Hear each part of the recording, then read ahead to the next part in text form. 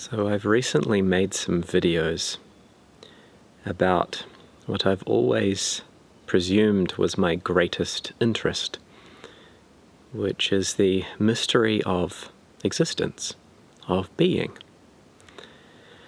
of the fact that there exists something rather than nothing, and there is something here that notices it.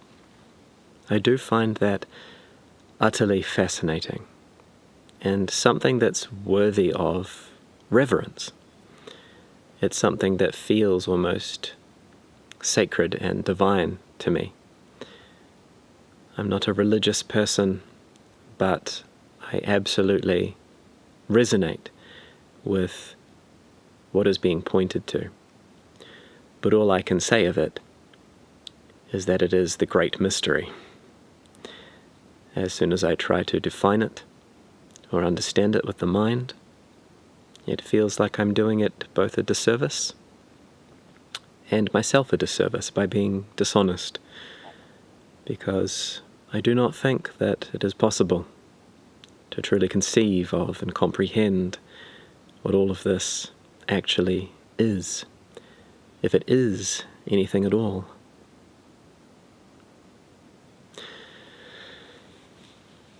But these videos that I've recently made, showcasing my reverence for this fact, they feel somehow disingenuous. And I think that's a topic I'm more interested in talking about, funnily enough.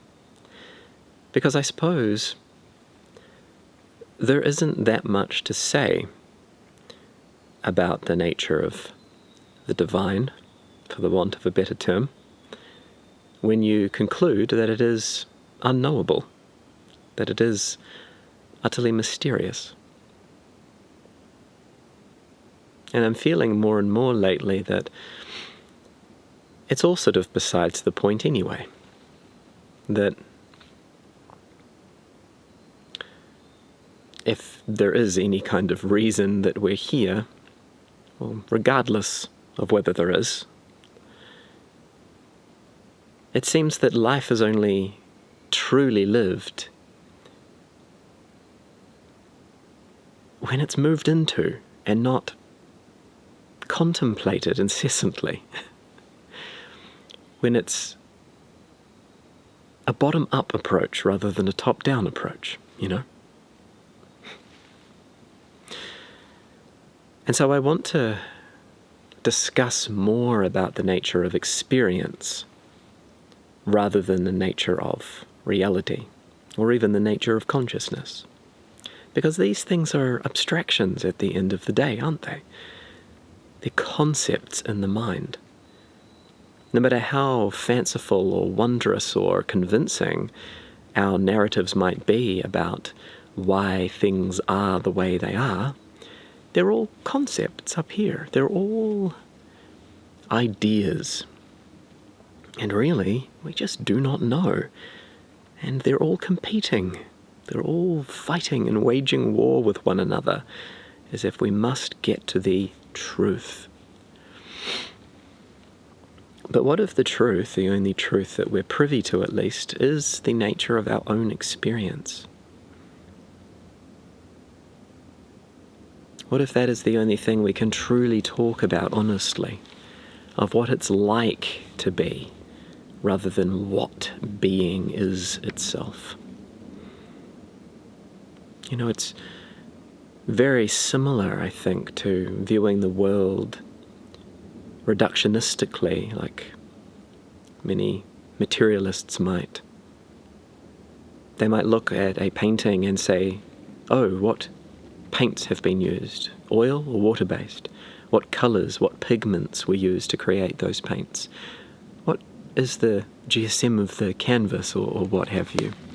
They're asking details about the structure that they see before them, all the while missing the point of the art, all the while overlooking the experience of being moved by something that is transcendent to all of the properties that comprise it. The same goes with music. Music is not just notes on a page.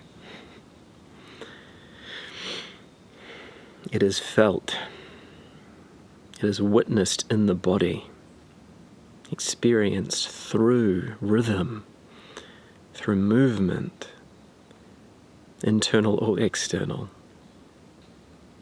It is something that cannot be understood, but is known.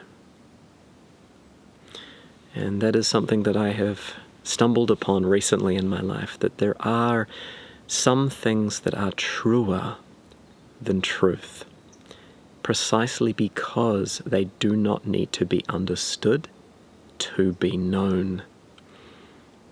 Like love, like music, like art, like experience.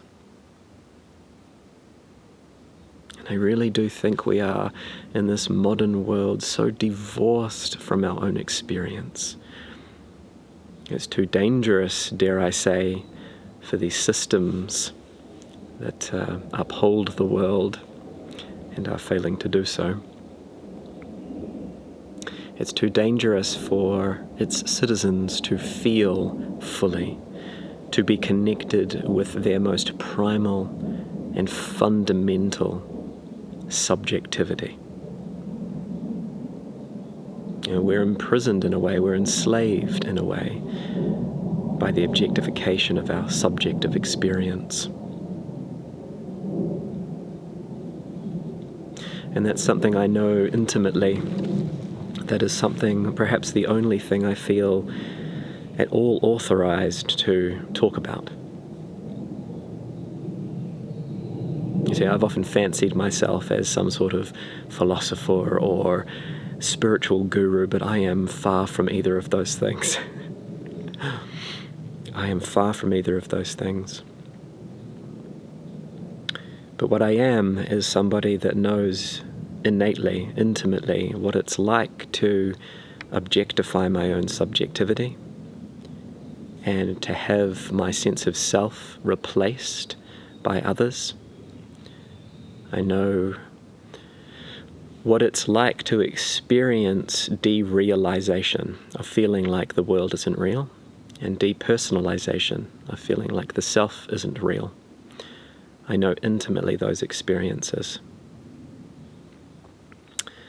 And I think that without going into too many details about them, though I might at some stage, they've led me to a point of being able to see the value in returning and remembering the personal sovereignty and freedom and inner liberty that comes from embracing lived experience, embracing the felt sense of lived experience and subjectivity. Because that is the fire of life. That is the excitation and passion of living. It is only felt. It is not conceived of. And I do feel very passionate about this.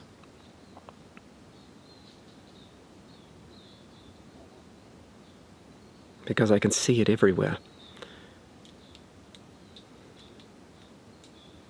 I can see people in the midst of that, from all different causes, from being lost in this hellish limbo of not being able to fully embrace their subjectivity, of having their innate worth somehow extracted and evaluated.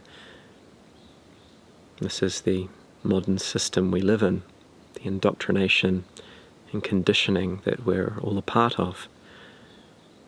And I'd like to be part of breaking that spell. I'm not quite sure how, but maybe this is where that starts. Something like this. Starting a conversation. Connecting with others that feel the same, that see through it.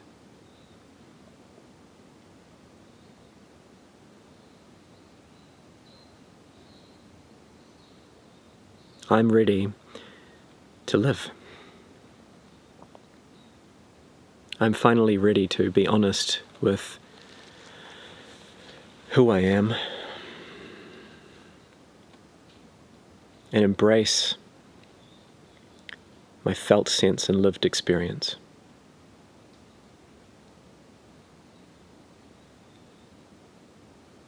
And if that can help you, dear viewer, in some way, then that's wonderful.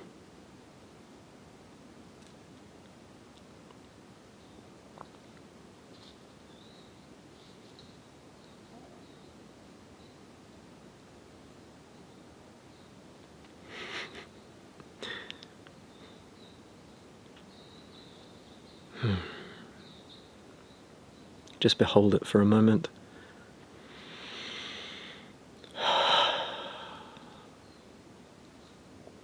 Just behold for a moment the sensation of witnessing and experiencing without labeling it, without interpreting it or philosophizing about it.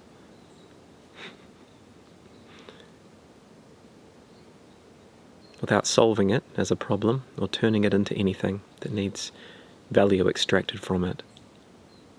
Just feel it.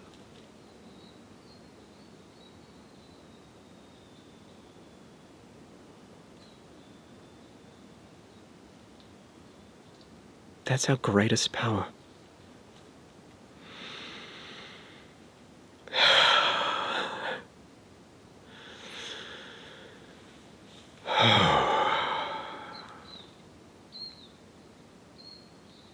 It's our greatest power.